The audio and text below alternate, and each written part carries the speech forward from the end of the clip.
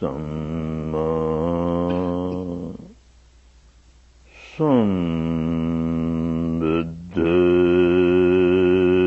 Sambuddhassa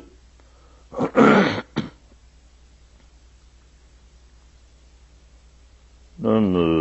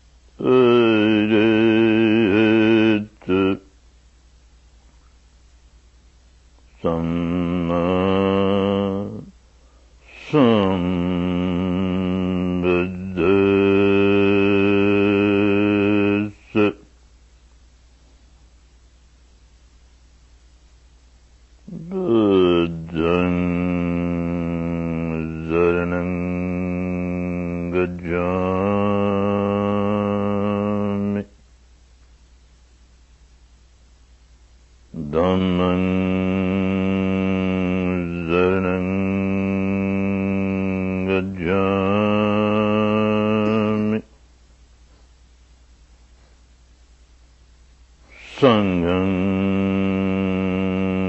Saranam Gacchami Imaya Dhammana Dhamma Parivaddiya Buddhaṃ Pujimi Dhammaṃ Pujimi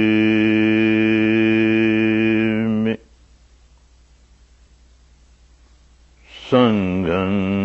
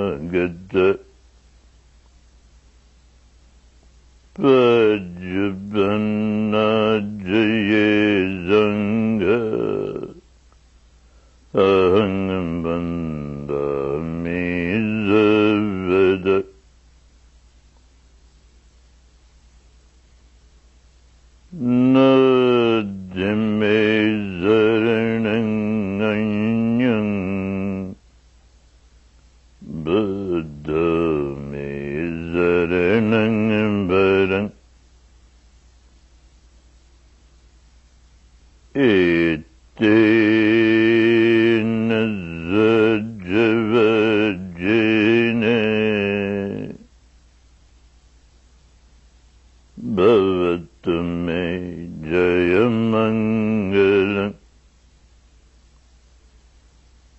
nadhime zarananganyam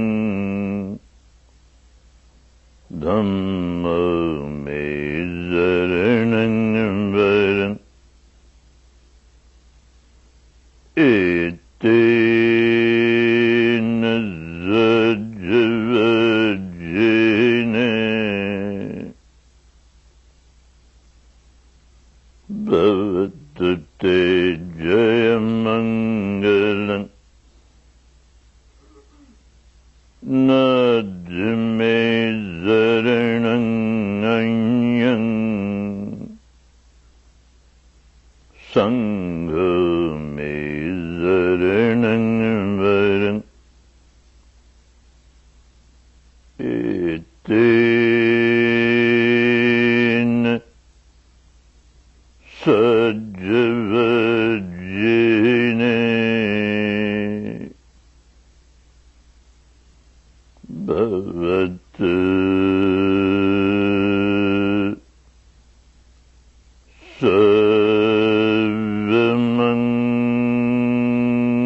sarvamangalam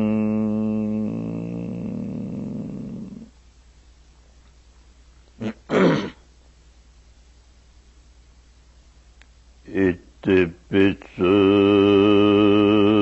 bhagava arahant samma sambuddha vidya charana sampanna sugata lokavidu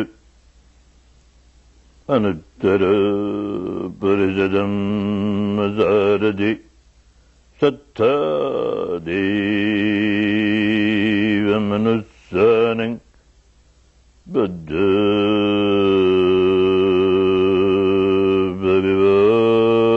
bhagavati sakkadu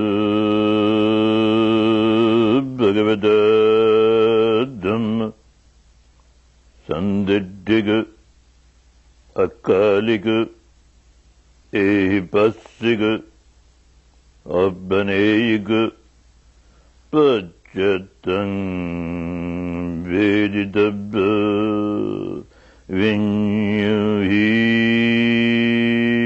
vinyuhiti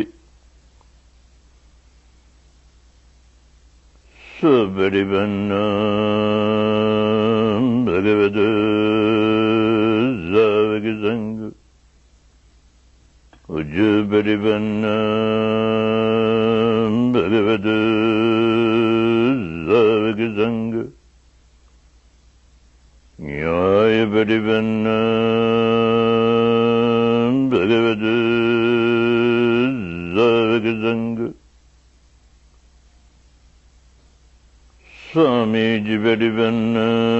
Swamijibarivanam bhagavata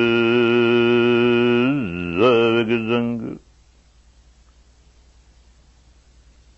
Yadidang jaddari parijayugani adda parijabhagara eza bhagavata savagasanga paneya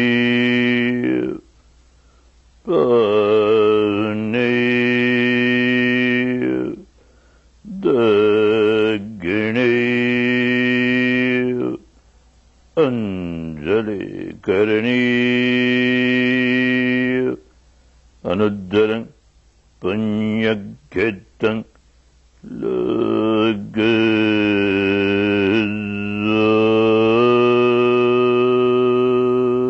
Lagazati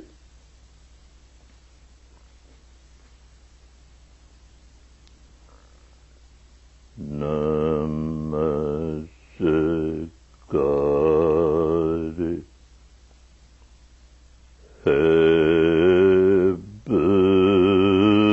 Buddhaka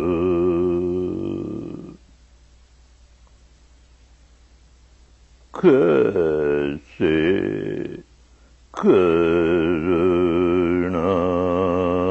गर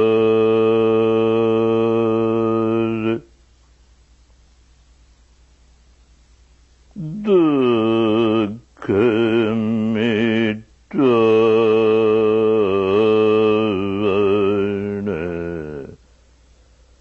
पथ दिया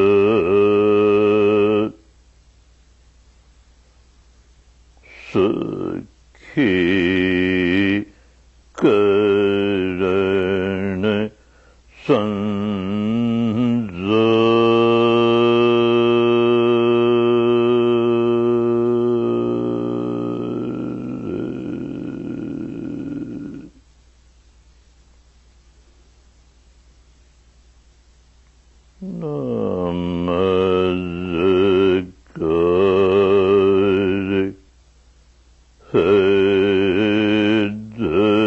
धर्म को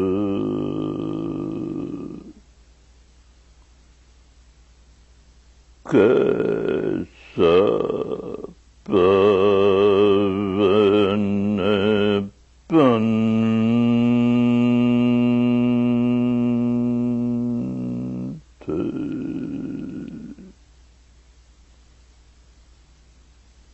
जो भी चले इस पंथ पर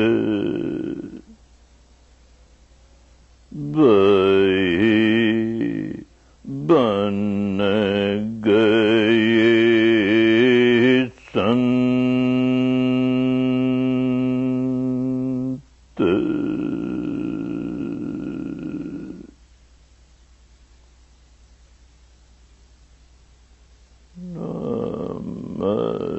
नमस्कार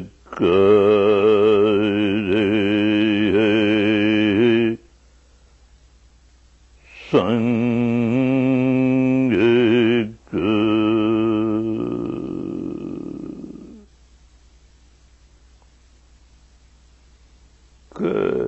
कैसे श्रावक संत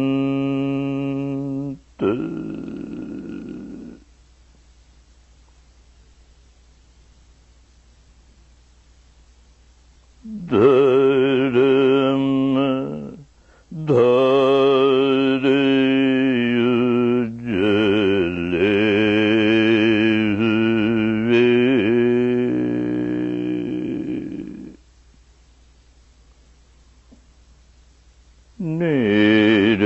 निर्मल हुए बदन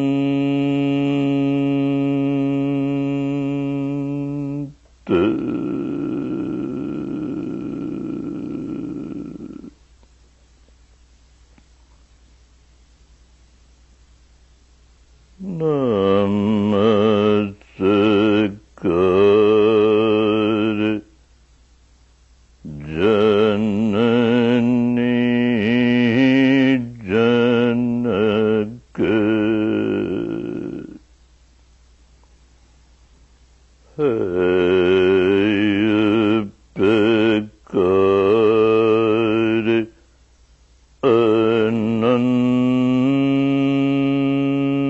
अनंत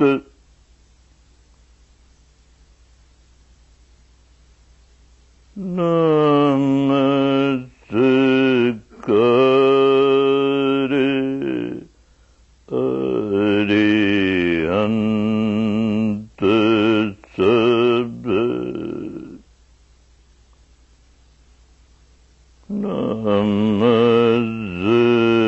नमस्कार सब संत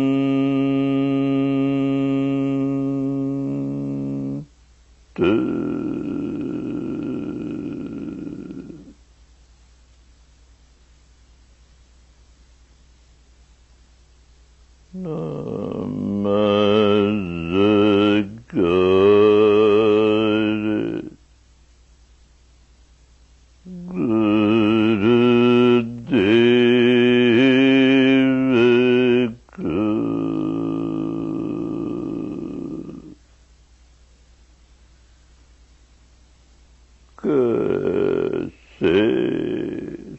संत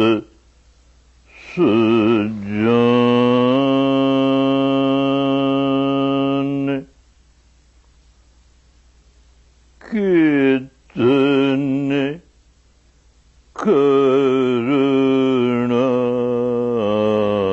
चित्त से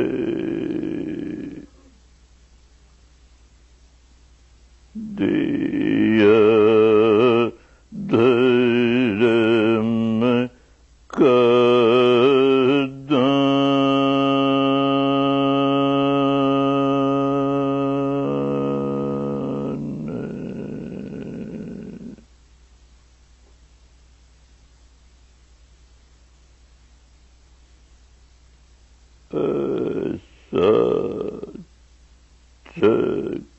चखाया धर्म रस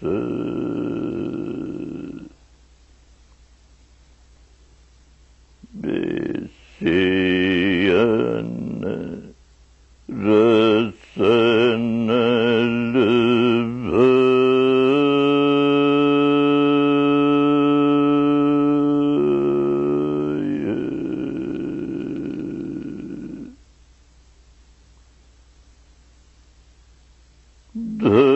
धर्म सारे ऐसा दिया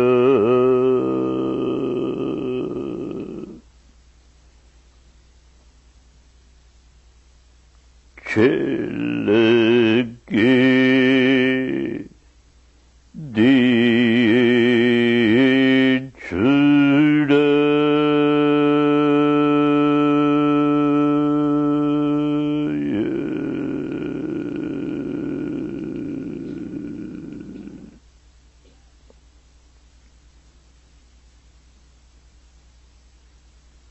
रोम रोम किरत हुआ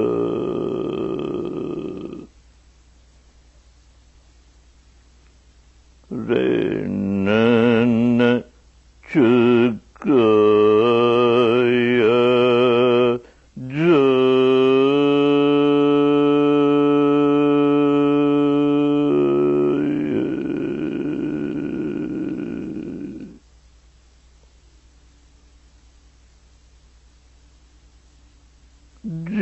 जीव जीवन धर्म का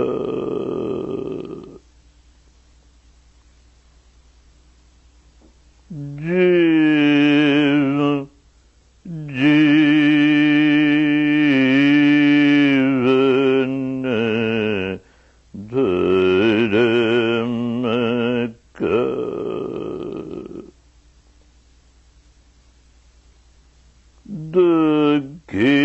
दुखियन की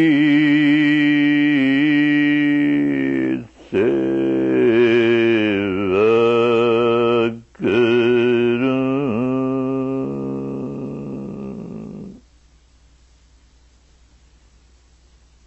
यही एक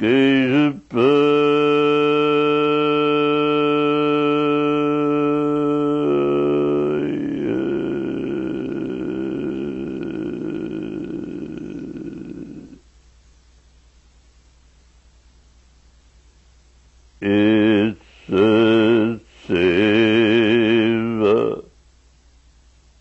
के पुण्य से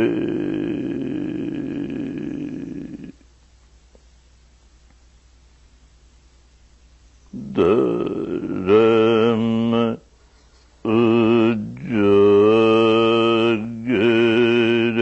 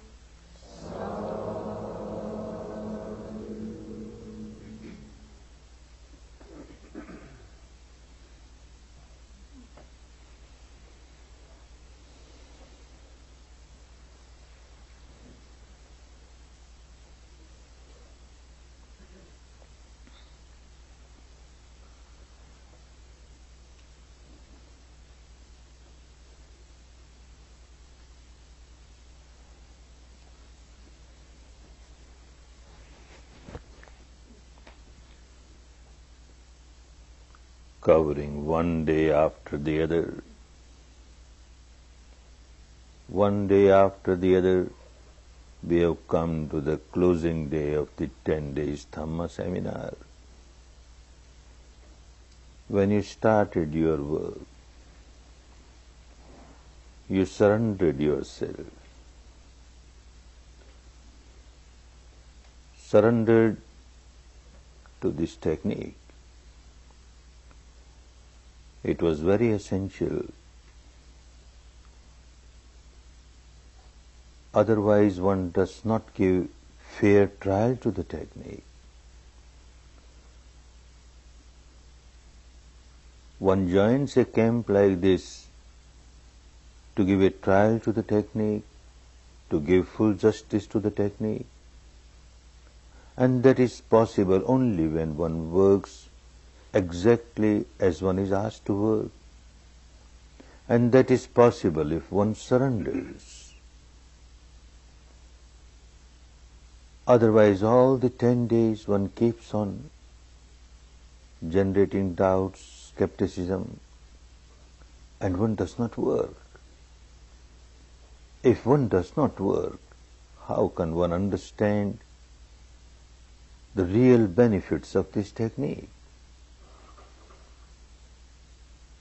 And even if one works and works by mixing some other technique along with it, one has not given a fair trial to the technique, because then one will remain confused about the benefits that one has received.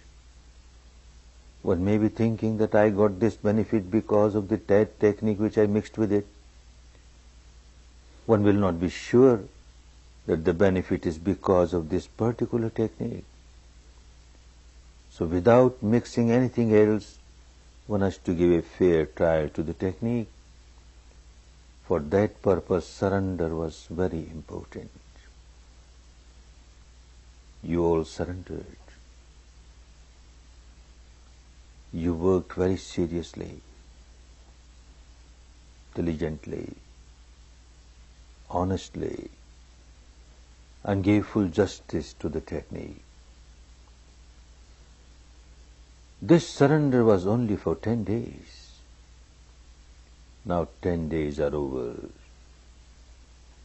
You are your own masters. Dhamma does not want you to depend on anyone. Dhamma always makes you self-dependent, independent.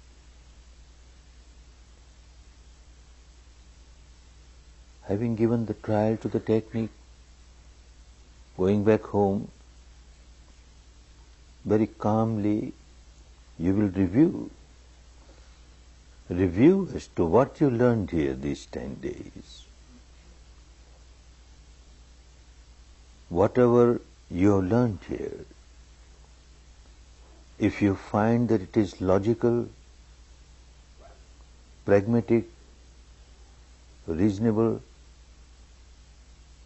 then only accept it. A human being is a rational being. A human being should not accept things which are not acceptable even to normal intelligence. If you find it is pragmatic, then only accept. But this is not the only yardstick to measure the quality of the technique. Another yardstick. There are so many things in the world which look very pragmatic, very rational, but they don't give us any benefit. Another yardstick, if I practice this, if I continue to practice this, is it going to give me any benefit? Real benefit? Tangible benefit? Then only one should accept, otherwise not. This is not something for intellectual entertainment. It must give real benefit in life by practicing it. Not only these two, one more yardstick to measure the quality of the technique of meditation. The third yardstick. It looks very logical. If I practice, certainly it will give me benefit. It has given benefit for these 10 days. But by practicing it, will any being be harmed? Will it prove harmful to others? If so, not good. By practicing it, will it also be beneficial to other beings? If so, acceptable. If something is acceptable by using all these three yardsticks, then an intelligent person, a wise person, should have no hesitation to accept it. And a real wise person, when he accepts, she accepts, it will not be acceptance merely at the devotional level, emotional level.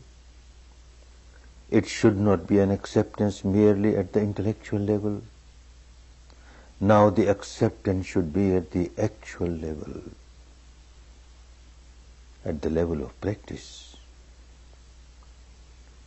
Then only it will give benefits throughout the life. When one finds that it is acceptable at the actual level, then one surrenders. 10 days ago you surrendered because you were asked to surrender. Without surrendering, you would not have been able to give a fair trial to the technique. Going back home, when you decide to surrender, it will not be because somebody asked you to surrender. It will be with your own free will.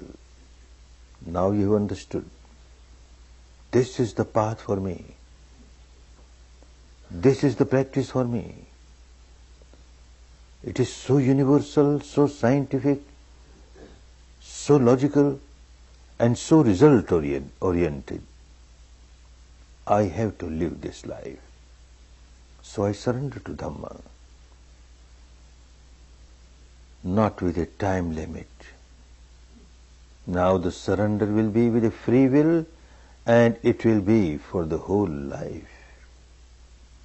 Whole life I have to live in Dhamma. Dhamma has to become a part of my life.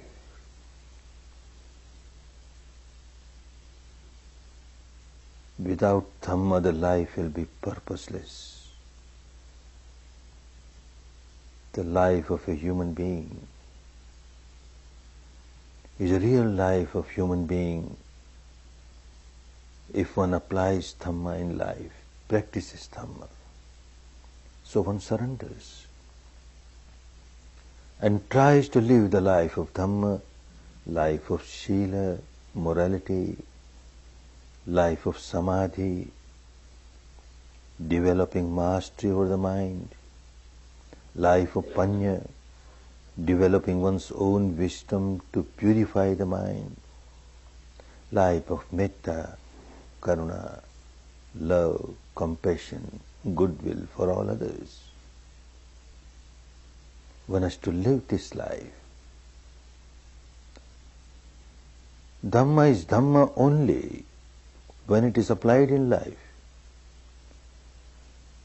A Dhamma of scripture is not Dhamma. A Dhamma in the discourses of the teacher is no Dhamma. The literal meaning of the word Dhamma is Dhareti ti Dhamma. When you apply it, because you apply it, so it is Dhamma. If it is not applied in life, if one does not practice Dhamma, one may keep on playing emotional games, devotional games, intellectual games. Throughout the life, one will not get any benefit. It will be mere waste of time, waste of life. The practical aspect of Dhamma, this alone gives benefit. And you attended this 10 days course to learn the practical aspect of Dhamma.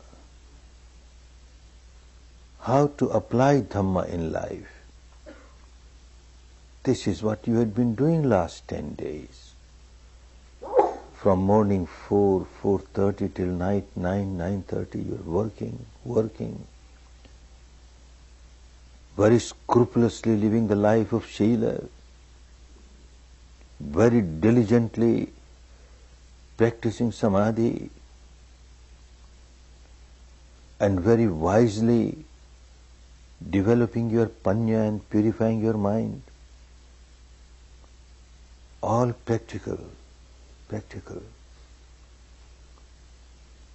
If it was only an intellectual game, then not necessary to join a 10 days prison like this. Not necessary. You could have listened to Dhamma discourses on an audio tape or on a video tape, just staying at your home. Why spend 10 days? Because to learn how to practice it. It is the practical part of Dhamma which is very important. Of course, every evening there used to be discourse, Dhamma talk for about an hour or so. This was not for intellectual entertainment. This was not to prove the superiority of this particular sect or that particular belief, nothing doing. The Dhamma talk was to explain the technique, how you should practice, and why you should practice in this particular way, just to understand that. But when Dhamma talks are given, although they are meant to explain the practical aspect of Dhamma, but intentionally or unintentionally, at times the theoretical aspect of Dhamma comes to light in these Dhamma talks. And at times someone may have difficulty to accept certain part of the theoretical aspect of Dhamma. Dhamma is universal. Therefore people keep coming from different sects, from different communities, from different religions, from different beliefs, from different traditions, having different dogmas. They are all welcome. Because Dhamma is Dhamma, universal. Everyone gets the same benefit. People coming from different backgrounds, sometimes in the first 10 days, they have some hesitation to accept certain part of the theoretical aspect of Dhamma. So far as practical aspect of Dhamma is concerned, I have not come across a single person coming from any community, any country, any tradition, to have any objection. Any religion worth the name cannot have anything against Sila. Every religion will ask us to live the life of Sila, to live the life of morality. This is what one is doing here. Any religion worth the name cannot have anything against a practice which makes us master of our own mind. To remain a slave of the mind is so dangerous, so harmful. To develop mastery over the mind, and that too with an object which is universal. The object is respiration, which is not limited to a particular sect or particular religion or particular belief or particular dogma. A truth pertaining to your own self, the breath coming in, the breath going out. Nobody ever objects to that. And the practice of panya, develop your own wisdom and see how you are generating negativities and you become miserable. You stop generating negativities, you come out of your misery, your mind becomes purer and purer. Nobody ever objects. Because again the object is truth, truth pertaining to your own mind and matter. The contact of the two resulting in this sensation or that sensation, natural, universal, not limited to a particular sect, particular community, particular religion. So the practical aspect of Dhamma is always acceptable by everyone, but in theory at times some difficulties arise. So whatever you heard during these 10 days, if any one of you find a certain aspect of the theory is not acceptable, doesn't matter, leave it aside. Accept whatever is acceptable. Later on, when you realize that what I thought was unacceptable is also acceptable now, then accept it. And even if you don't accept the whole life, doesn't matter. You have not lost anything. Practice is more important. So long as you are practicing Sila, Samadhi, Panya, Sila, Samadhi, Panya, you are practicing Dhamma. And you get benefit out of it. It is the practical aspect of Dhamma which is of utmost importance, utmost importance. There is a story,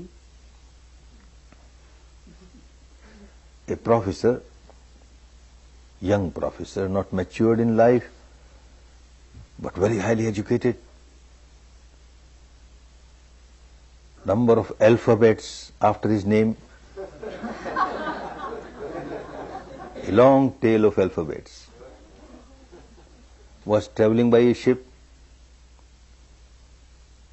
and in the ship there was also a sailor, a worker there, a very old man, illiterate.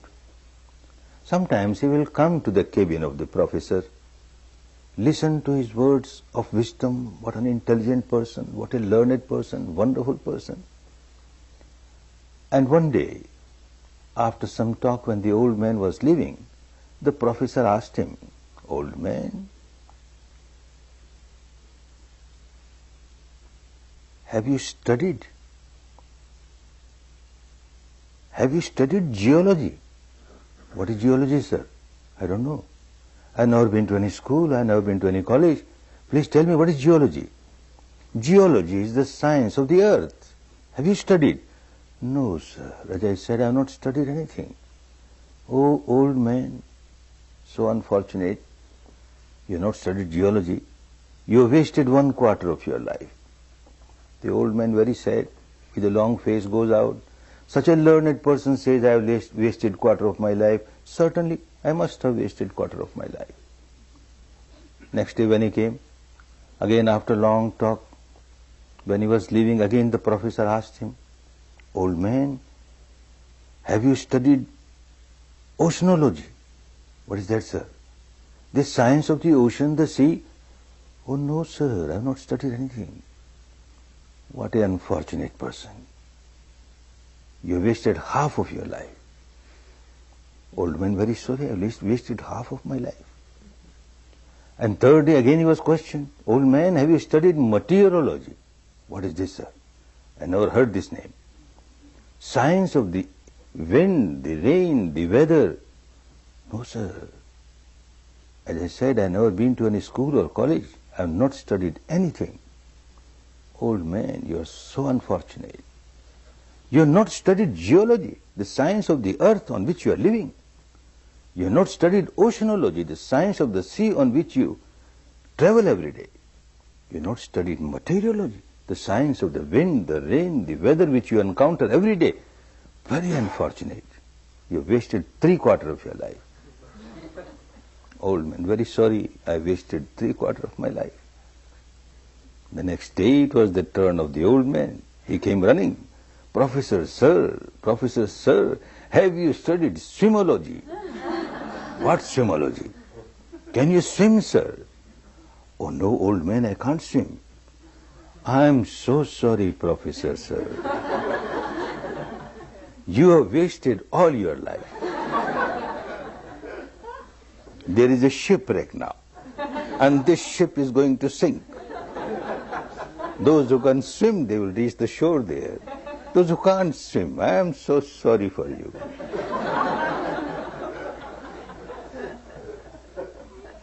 We may learn all the logies of the world, and we don't learn swimology, then what's the use of all these logies? And swimology also, if you keep on reading books on swimology and keep on discussing about swimology without touching the water, then what is the use of this swimology also? One has to learn actually how to swim, because one has to swim the ocean of misery and this the other shore, free from misery. And this is Dhamma. This is the practical aspect of Dhamma. This alone gives benefit. Mere intellectualization does not help.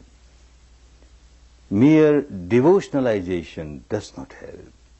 The actual experience, and these 10 days, this is what you were doing.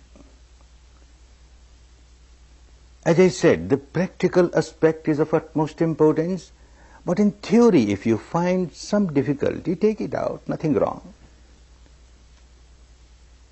Again, there is a story in our country. A mother, out of all the love and compassion and goodwill, prepared a very delicious dish for the child. Very delicious. We call it a dish of kheer, milk pudding, made from very good quality milk, very good quality rice, and sweet and dry fruits, etc. A very delicious dish. was offered to the child. And he says, no, I won't take it. Hey, what's wrong? I won't take it. It is not in my plate. My plate is more important. Mother had to give the dish. All right, your plate. Take it in your plate. Be happy. Again he says, no, I won't take. Now it's your plate, why not? Oh, there is a small black little stone in it. I can't take it. It is not black stone. It has its own taste. It is cardamom. You try, it is so good. No, I can't take it. There's black stone in it. There's black stone in it. Poor mother, what she will say? She says, all right, if you think this is black stone, take it out. Enjoy the rest. Later on, when you realize that this is also tasty, then enjoy it later on. But now take it out. Enjoy the rest. The mad child will throw away the whole plate. There was a black stone in it. There was a black stone in it. So don't throw away the entire theoretical aspect of Dhamma. Whatever you find black stone, take it out. Enjoy the rest. The mother has given with all the goodwill, with all the love, with all the compassion. Actually, there is nothing like black stone. But because of the traditions, one comes from a particular tradition, one may feel, no, this is not good. First thing, it must be in my plate. That means the terminology, the words must be the same as used in my tradition. Otherwise I can't accept. All right, your terminology. Dhamma is Dhamma. Terminology doesn't matter so long as you understand the essence of Dhamma. And then any difficulty in the theory, take that out and later on you accept it. But the practical aspects, nothing has to be taken out. Shila, Samadhi, Panya, nothing has to be taken out. Practicing here for 10 days, you took just a very tiny step. Path is very long. That has to be accepted. It's a very long path. A lifetime job. Maybe a few more lives. It is a long path. But however long the path may be, the longest path starts with the first step. One was not taken even the first step on the right path, there is no hope for this person to reach the final goal. One was taken even one step on the path, there is every hope this person will take the second step, the third step, and like this step by step, will cover the entire path and reach the goal. You are fortunate, you have taken the first step on the path. And I am sure step by step, you will keep on marching on the path and reach the final goal. First step is a very tiny step, but very valuable step, very valuable.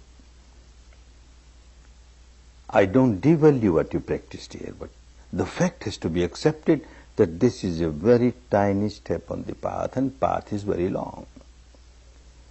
It is like you have planted a seed planted in a very fertile soil. The soil is fertile, there is no doubt about that, otherwise it would not have come to take seed here. You have your own paramis of the past which brought you here. The seed is planted.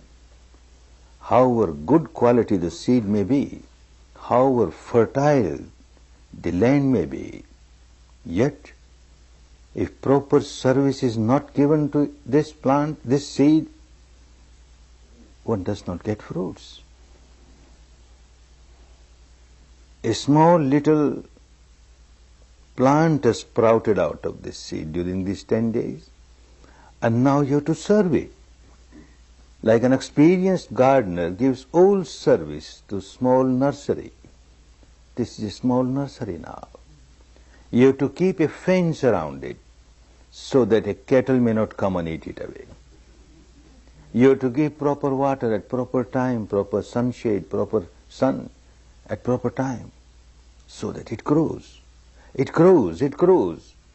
It will grow in a huge tree with thick trunk, deep roots.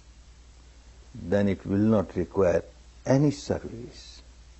No gardener takes care of a huge tree with thick roots, deep roots and thick trunk.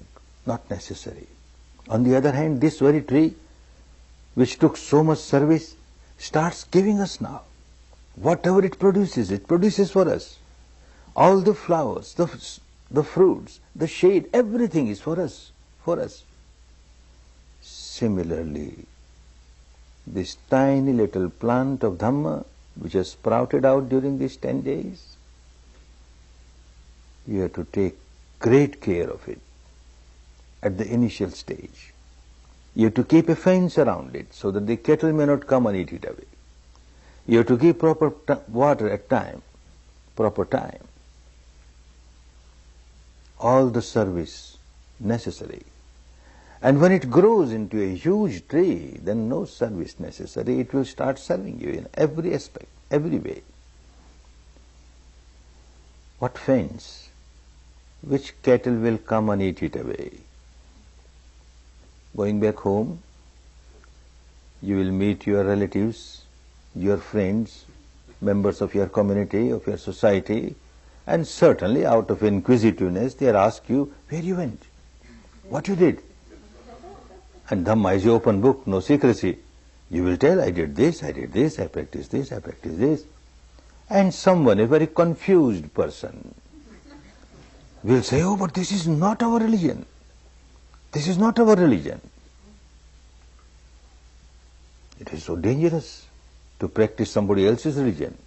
Better die in your own religion. Then practice somebody else's religion.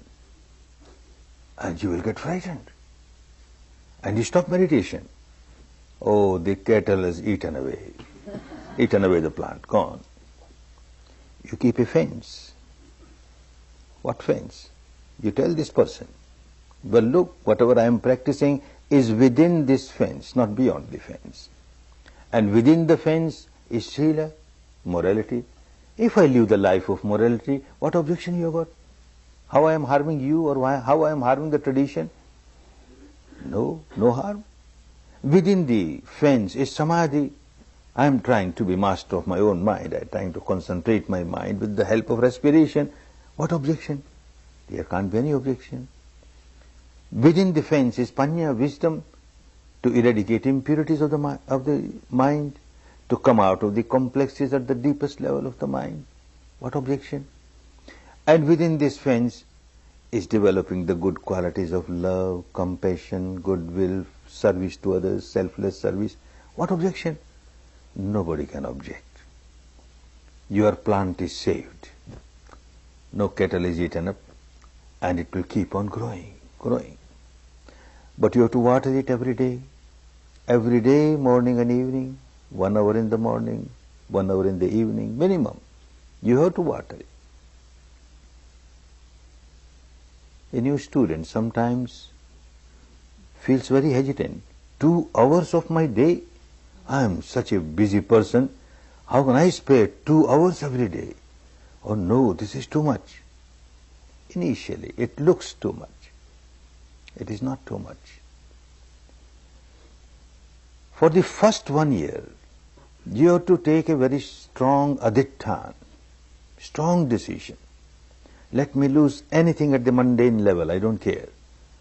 But I will practice every day, morning and evening, 1 hour. And you won't lose anything. This is only to have a strong decision, adhitthana. Initial difficulties will be there. Like coming to a course, on the 4th day you are given adhitthana. For 1 hour you don't change your position, your posture. So much difficult. And practicing within 10 days, you start sitting easily. So also, initially you will have difficulty. How to spare 1 hour in the morning, 1 hour in the evening. But having this strong determination, within 1 year you find it becomes so easy. And after that it becomes so easy in life. It won't take even 1 year to realize that it is so easy. You will start understanding that I am not wasting 2 hours of my life, 2 hours of my day, every day. your capacity to work will increase. Your time given to sleep will decrease. Those who are accustomed to sleep, say 8 hours every night, will now 7 hours, enough. Those who sleep 7 hours, they will find 6 hours, enough. Those who sleep 6 hours will find 5 hours, enough, not necessary. So 1 hour you can easily take out of your sleep. And even when you get awakened, are you really awakened? Lying here lazy, lying there lazy, so much time is wasted in that. With a vipassana, for a vipassana meditator, every moment is so valuable. Can't afford to waste time. You will be active. As soon as you wake up, you are active with your responsibilities, with your daily responsibilities. And the capacity will certainly increase. Anyone in any profession, any means of livelihood will find that the capacity to work has increased so much. Before practicing vipassana, if one used to work 8 hours per day, at the end of 8 hours one felt so exhausted, so tired. Practicing vipassana morning and evening, whatever work one used to finish in 8 hours, now it is over in 7 hours, in 6 hours, and yet feels so fresh, feels like working more. The capacity increases. Case of my own teacher, Siaji Ubakin, a wonderful person. When Burma became independent, he was made the first accountant general of Burma. He was born in a very poor family. The family had no money to give him higher education. He just had education of high school and then started doing service here and there. Got a very junior clerk's job in the accountant general's office. And by his hard work, perseverance, he reached a certain stage, a junior officer, when Burma became independent. And naturally, independent Burmese government wanted their own nationals to be heads of different departments, and most of the departments were headed by Britishers or Indians, etc. In the accountant general's office, they found this person, Ubakin, although a very junior officer. He was the only Burmese officer, so they made him the accountant general, the first accountant general of Burma. Before he reached that stage, he had started practicing vipassana. When he was a junior clerk, he heard that on the other bank of the river there is a teacher, a farmer, who is teaching vipassana. Anybody who has got seed of vipassana from the past, a seed of Dhamma from the past, cannot resist. As soon as one hears vipassana, oh, it is for me, I better go and try, I better go and try. And this has started happening in him. I must go and try. This is wonderful. But the high officials won't give him 10 days leave. They say, this is the time of budget. Every staff is needed so much, so badly, we can't give you leave. And he says, but I have to go. You even cut my salary for 10 days. No, nothing doing, you can't go. If you go, you will be dismissed from the service. He can't resist. He went. He went away. After 10 days, in 10 days, because of his past paramis, he reached such giddy heights in vipassana, practiced so much. But when he came back, there was a doubt that perhaps he will be dismissed. Came to the office, and yes, on his table there was the envelope, official envelope. He opened it. And this message says that you are promoted. Now you have become the superintendent of the office, chief superintendent. Your salary goes 50% high. This does not mean that everyone who have come here will get a letter of promotion going there. Who knows? There are cases, people keep on writing me, that after coming back from the course, I got this, I got that. But this is not a guarantee. It happens in different cases. It happened in the case of Ubakin, and then he kept on getting promotion after promotion. He became accountant general of Burma. And the accountant general's office, like many other offices, a lot of corruption, a lot of bribery. People who are to take their legitimate money from the government, and the application is filed there, certain percentage was deducted, and was distributed right from the Attorney General to the Accountant General to the peon. They are so good at accounts, so they know what proportion who should get. Now Uba Khin is Accountant General. Such a Dhamma person, not possible. And he was a very strict disciplinarian. He issued an order that any application comes to the office, the concerned person must give a decision within 48 hours. If there is a complication, one cannot take a decision, bring it to me. I will take decision. One is not taking decision, not bringing the case to me, has bad intentions. He will be dismissed. But that alone did not work. It was Dhamma. In his office itself, he started teaching Vipassana. He went to the Prime Minister and told him, "Sir, you made me Accountant General, good. But look, there is so much corruption everywhere. And unless people practice Vipassana, they can't live a real moral life, a good life. Permit me to have one room where a few workers of this office every month take a course of 10 days. The Prime Minister was also a very good dharmic person. He wanted the administration to become very pure, good. He says, all right, go ahead. And every month there is a 10-day Vipassana course in the office of Accountant General. And that started giving result. In a few years' time, it was a talk of the town that in Accountant General's office there is no more bribery, no more corruption. And the Prime Minister calls Uba Khin. How is it? But is it good or bad? It's very good, Uba Khin. But I want this to happen in other ministries, other departments. Look, that department, this department. Sir, I am a civil servant, you transfer me there. I will start working the same thing there also. Oh, no, no. If I transfer you somewhere, then again this department will sink. So you be here. And at the same time, you look after this, you look after that. There was a time when he was head of 4 departments. So huge responsibility. And yet, kept on working so smilingly, giving wonderful results everywhere. It was said about him that in whichever department he will go for 1 hour or 2 hours or 5 hours, and any number of files that will come, any number of cases that will come on his table, when he leaves that office, not a single case is there on the table. He gives decision on every case, however complicated it may be. The mind becomes so clean.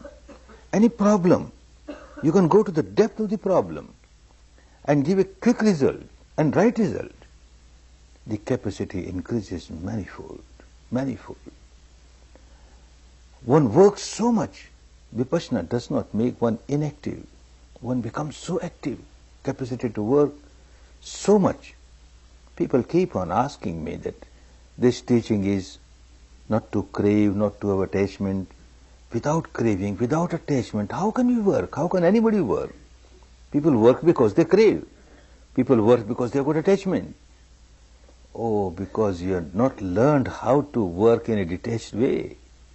When you are attached, you are so tense inside, you are so self-centered. I am working for me, for me, for me. And once you become detached, all tension goes away. Now you work. Although you work for your own livelihood, for those who depend on you to serve them, but then a bigger outlook is there. What am I working? I am working for others also. Look, so many people are getting benefited. So many people are getting... Your mind is not narrow now, it is so broad. Capacity to work increases. All the tensions go away. Mind is so clear, so tranquil. You make good decisions, right decisions, quick decisions.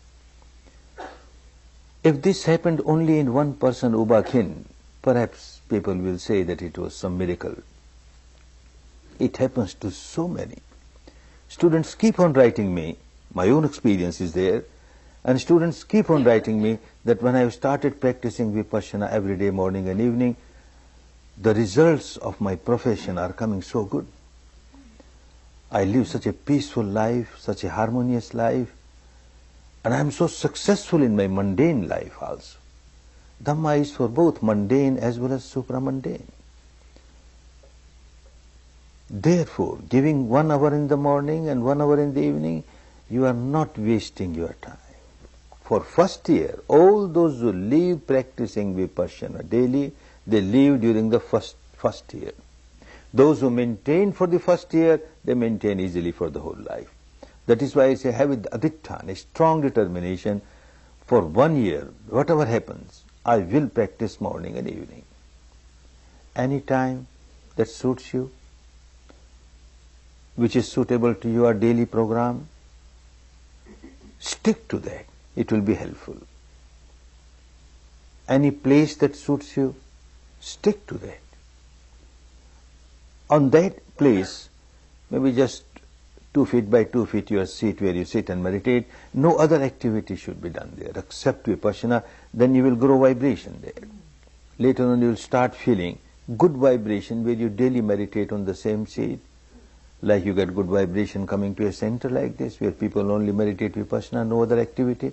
Similarly, in your house also, if you have a place where no other activity is going on, just meditation, and meditation also pure Vipassana, nothing else added, you start getting very good vibration there.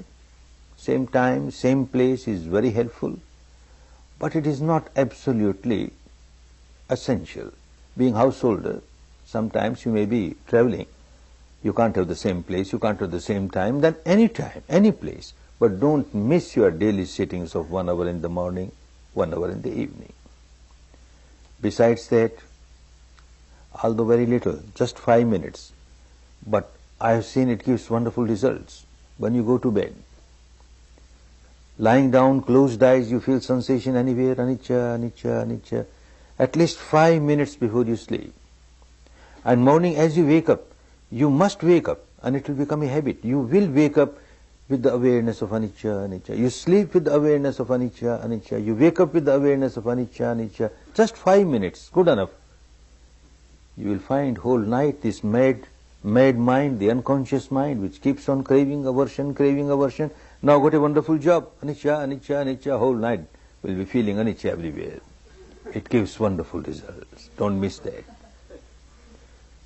Every day, morning and evening, 1 hour, 5 minutes before bed and 5 minutes when you awaken. Besides that, wherever it is possible, wherever in a village, in a neighborhood, in a town, in a city, where you have a few meditators, Vipassana meditators living together, and you can find a place where at least once a week you can join together, sit and meditate Vipassana.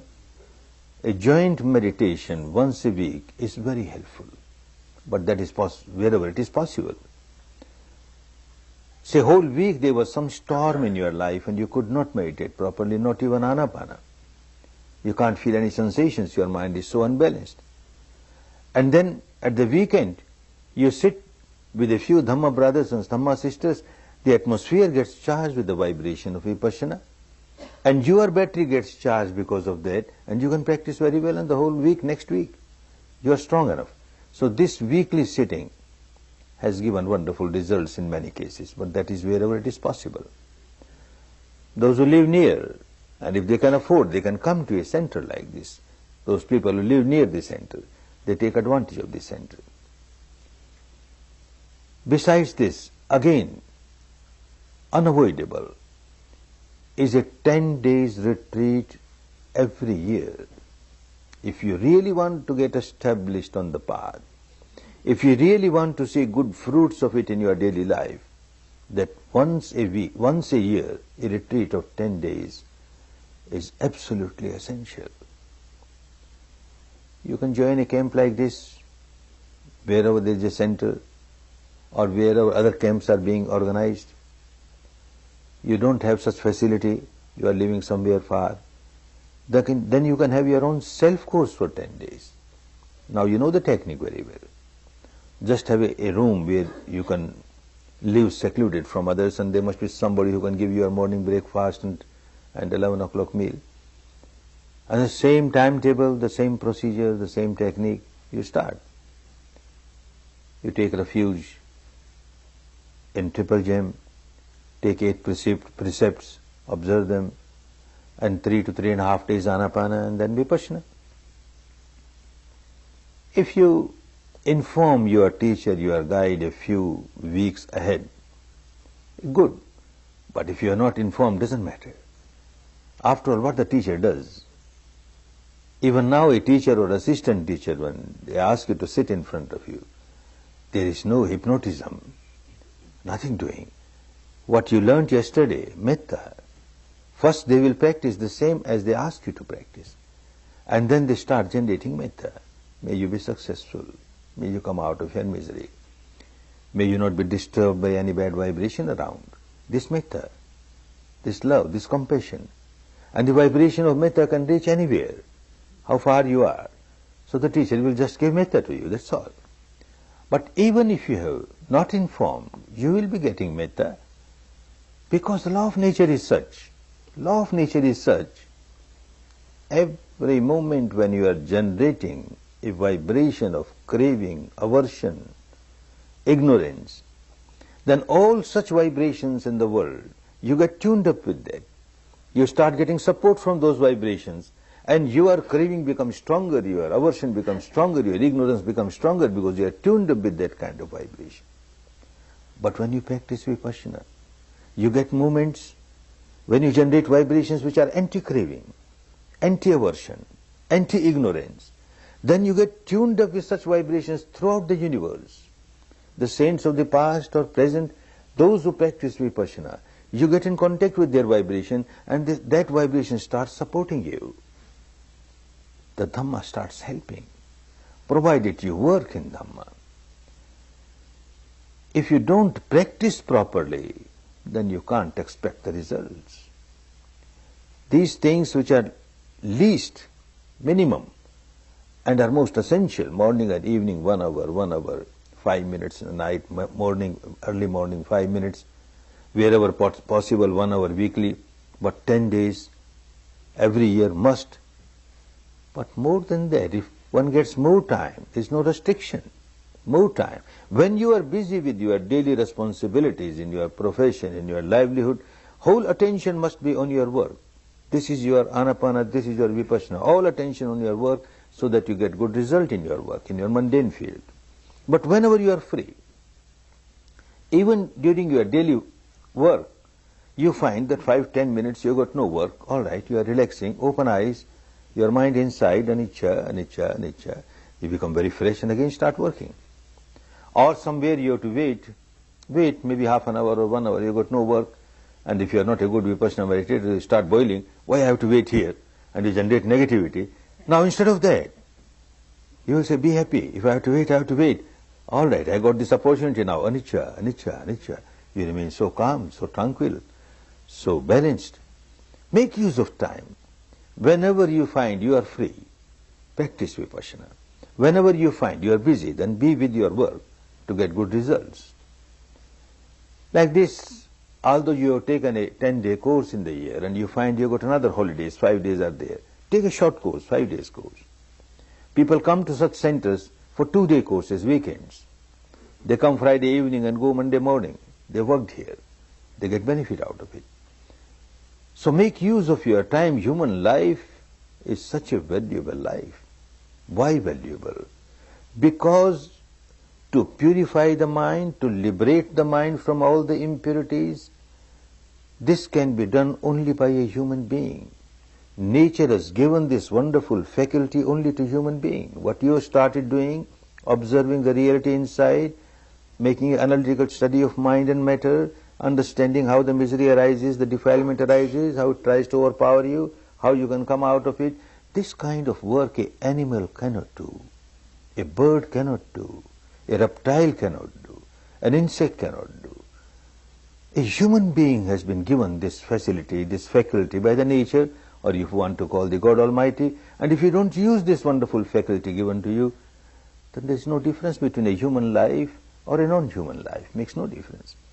You have to make use of the human life by using this wonderful faculty of self-observation, truth observation, and coming out of all the miseries. So whenever you are busy in your mundane life as a family person, then you give all your attention to that, but whenever you have time, give attention to this process of purification, process of liberation. Daily sittings, When you take a short course of 5 days or 2 days, then 1/3 of the period must be given to Anapana and 2/3 to Vipassana. But in your daily sittings, just 1 hour is there, morning 1 hour, evening 1 hour, not necessary to give 1/3 to Anapana and 2/3 to Vipassana. Vipassana will remain the main technique. But Anapana should be used as and when necessary, as much as necessary. Any day when you sit for meditation and you find your mind is very agitated, then do Anapana, practice Anapana, 5 minutes, 10 minutes, 15 minutes. If it's very agitated, maybe whole hour, doesn't matter. Next sitting will be all right. Make use of Anapana whenever it is necessary. You started your Vipassana very well. In the midst of the hour, some storm arose, and again you need Anapana, start Anapana. So Anapana should be used as and when necessary, but otherwise Vipassana. When you practice Vipassana, I keep on reminding, don't start playing games of sensation. Otherwise, you are going in totally opposite direction. If you get pleasant sensation, a free flow, and you feel very elated because of that, you start generating craving and clinging towards it. If you get again gross sensation, unpleasant sensation, you generate aversion towards it, then it is not Vipassana, it is totally against Vipassana. Understand whatever arises, keep on understanding its characteristic is anicca, anicca, anicca. I have to come out of the old habit of craving, I have to come out of the old habit of aversion, not merely at the surface level of the mind, not merely at the intellectual level. I have to come out of it at the deepest level of the mind, which is called the unconscious mind, which keeps on feeling the sensations and keeps on reacting with craving and aversion. This is what I have to break.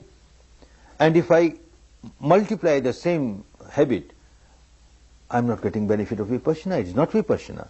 If you keep on understanding that, you will practice properly and you will get good results.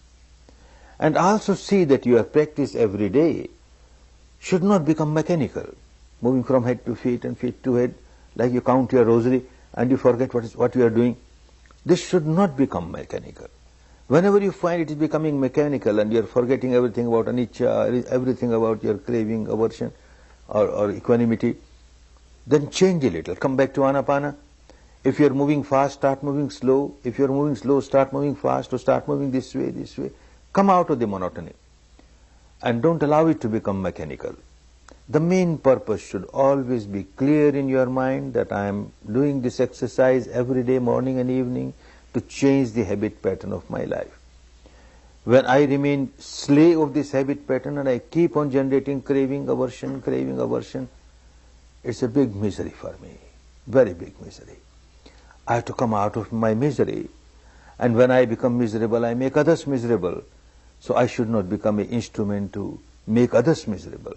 So that point should be very clear, that I am practicing this not as a rite or a ritual or a religious ceremony, nothing doing. This is a mental exercise, as we do physical exercise to keep our body fit, sound, healthy, strong. So this is a mental exercise to keep the mind healthy, strong, sound. With this understanding, keep on practicing and get best fruits of Dhamma. A wonderful Dhamma, a wonderful technique you have got now. Make use of it. And see that you not only retain it, you multiply, you grow in Dhamma, grow in Dhamma. There is a story back in our country. Last 10 days you have been hearing many stories, listening many stories.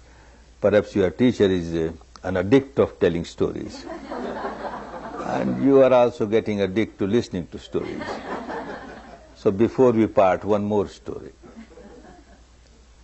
An old man in our country, a very rich man, he became widower. The old lady passed away. And in our country, and perhaps here also, the housewife is the owner of everything, money, jewelry, property, everything. She keeps the bunch of the key. Now the old lady has gone, and it was a joint family. He had 4 sons or 4 daughters-in-law. He can't give this bunch of key to everyone. He has to choose one. So he calls them, this bunch of key. It will be given to one who gets highest mark. I will examine you. What examine? He gave 5 grains of corn to each 5 grains, 5 grains. I will come after 4 years. You have to preserve these 5 grains. One who cannot take care of 5 grains, how can one take care of all the money, the jewelry, the granary, etc.? This is your examination. The old man went away. The eldest daughter-in-law thought, the old man has gone crazy. For 4 years, worried about those 5 grains, valueless 5 grains, better throw them away. When he comes, I take another 5 grains from the granary and give him, take your 5 grains. She threw away. The second one thought, yes, it is not good to worry about these 5 grains for 4 years. But who knows, these very 5 grains may have some wonderful powers, some magical powers, some miraculous powers. And after 4 years he will say, all right, eat it. And as I eat it, I get this supernatural power, that supernatural power. I should not throw away. I better eat it now. And when he comes, I give another 5 grains. And she ate up. The third one, very eager to get the bunch of the key. So she kept those 5 grains in a room where she keeps the statues of her gods and goddesses. And every day she goes and inspects them. So she goes every day to inspect this 5 grain also. Took care of the 5 grains all the 4 years. The fourth one, she took the 5 grains, cleared the land behind the house and planted them. When time ripened, 5 plants came out with 100 grains each. And the next season all those 500 grains were planted. And the next season all the grains were planted. In 4 years, tons of grains. When the old man came, everyone had their own story. When he came to the fourth one, he said, they've increased, sir. Godowns are full. Bring some laborers to take them. Old man was very happy. This daughter has not only preserved 5 grains, she has multiplied. This old man has also given 5 grains of Dhamma. Not only preserve them, multiply. And I don't carry away with me the bunch of key, it is with you. As you keep on multiplying Dhamma, you are able to open the gateway of the kingdom of heaven within and enjoy. You can open the gateway of the Brahmanic plane within and enjoy. The gateway of the Nibbanic peace within and enjoy. Keep growing in Dhamma. Not to oblige anybody else, for your own good, for your own benefit. And also for the good and benefit of so many others. One little thing more, which I don't forget before closing the seminar. This is of my self-interest, and being born in a business family, the tinge of selfishness does not go. It is still there. What self-interest is there? There is a tradition, a belief in our country, and I have been hitting hard at many of the traditions, but I don't hit this particular tradition. I like it very much.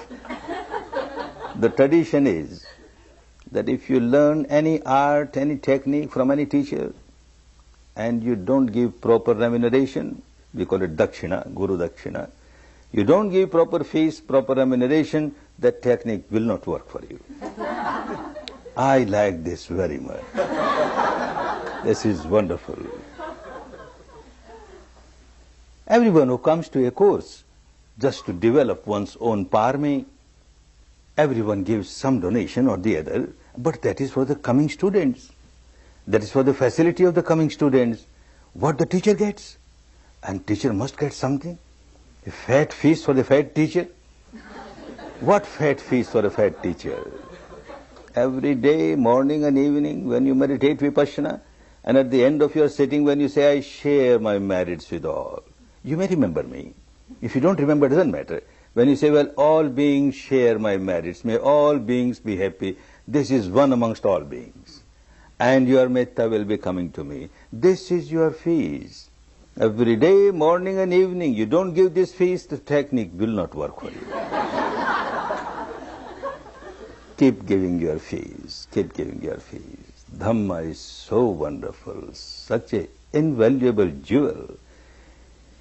It is because of some very good fortune, because of some very good karma of the past that one gets pure Dhamma. Otherwise, in the name of Dhamma, all these sectarian things, rites, rituals, people remain involved in that whole life And they feel, I am a very religious person, I am a very religious person, when one does not have a trace of Dhamma. You are fortunate. You have Dhamma now. Make use of it. Keep growing in Dhamma.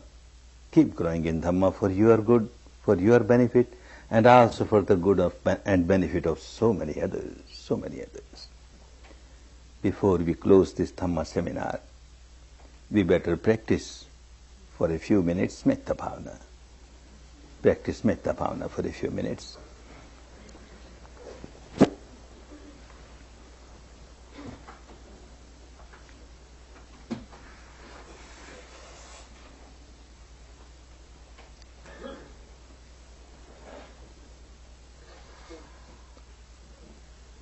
Better share your merits with all beings. Whatever merits you have acquired during these 10 days, and you have acquired enormous merits during these 10 days. Better share these merits with all beings, all beings. Share your peace and harmony with all beings, all beings.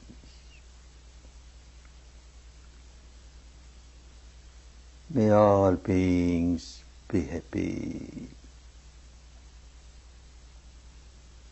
May all beings be peaceful. May all beings be liberated, liberated, liberated.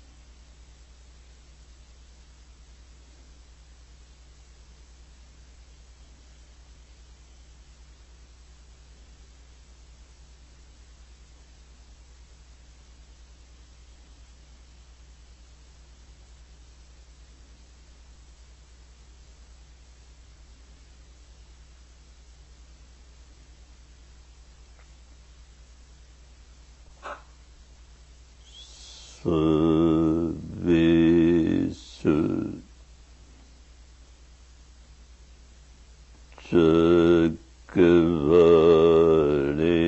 Chakavaresu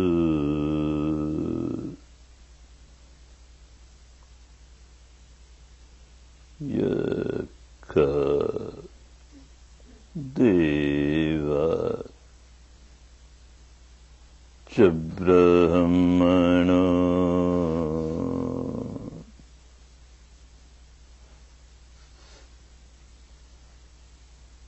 Yangam Mehikatang Punyam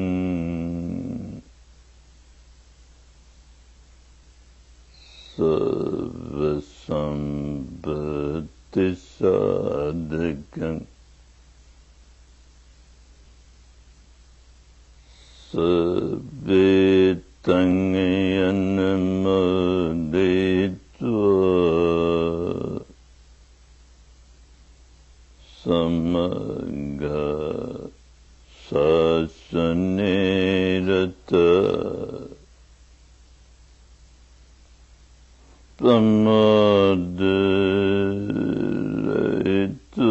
Pamaderetandu Arakazuvizezada Punyambhagamidang Janyang samanganda dhamakaridan anamodanda tanzambe medine chadu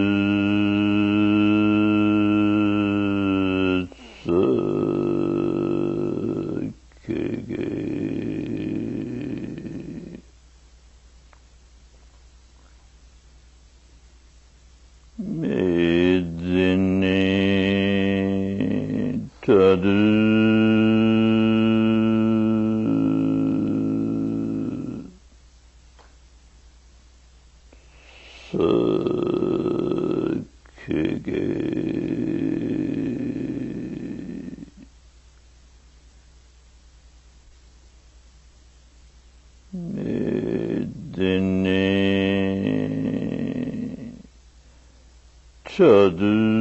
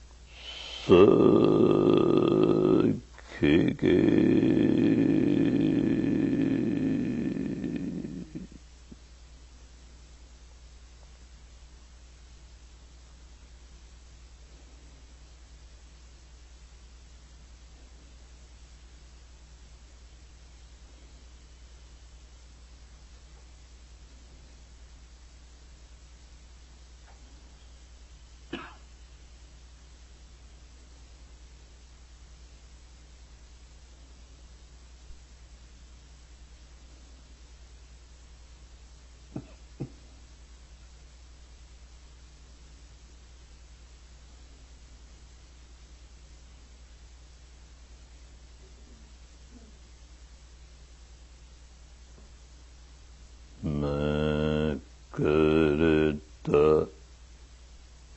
sabko kshama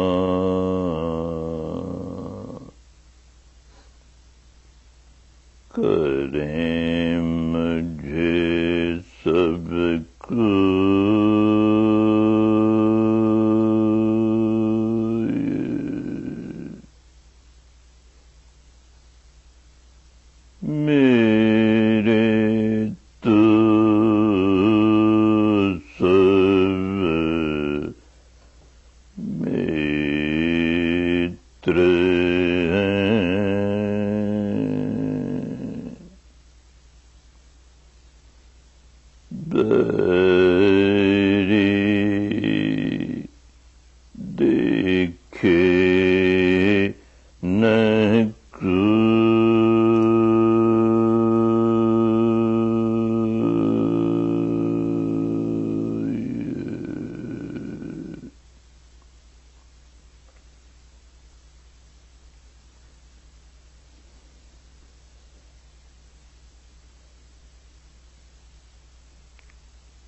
I pardon.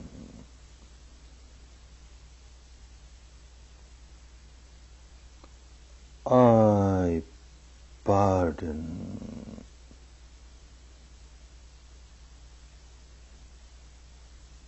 I pardon all those who might have hurt or harmed me, knowingly or unknowingly, intentionally or unintentionally.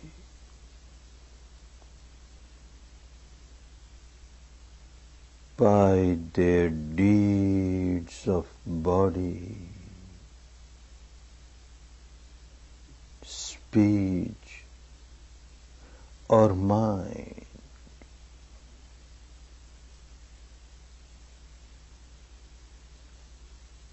I seek pardon.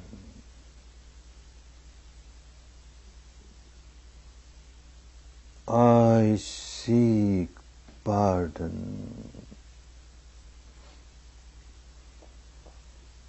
I seek pardon from all those whom I might have hurt or harmed.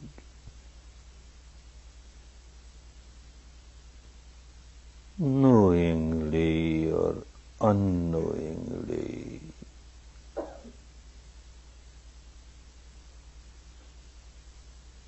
Intentionally or unintentionally.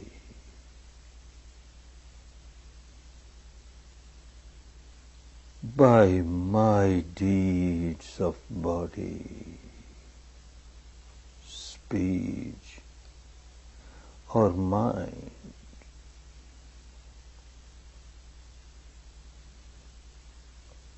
All are my friends. None is my enemy. All are my friends. None is my enemy.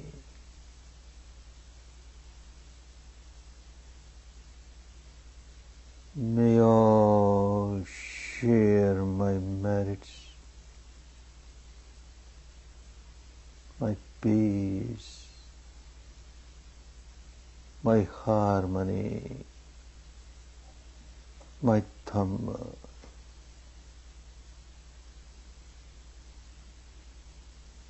May all be happy, be peaceful, be liberated, liberated, liberated.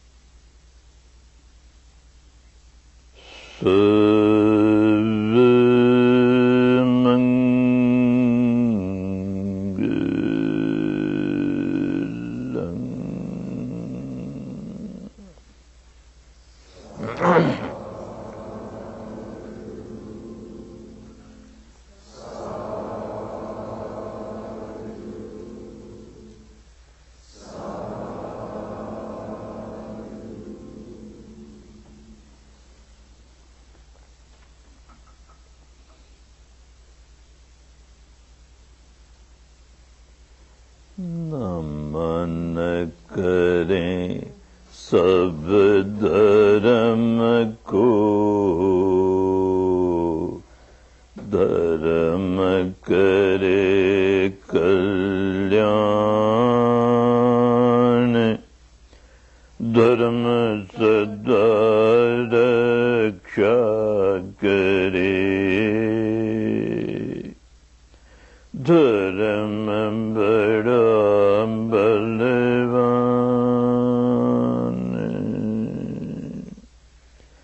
नमन करें सब धर्म को, धर्म करे कल्याण, धर्म सदा मंगल करे, Dharamambadam Balavan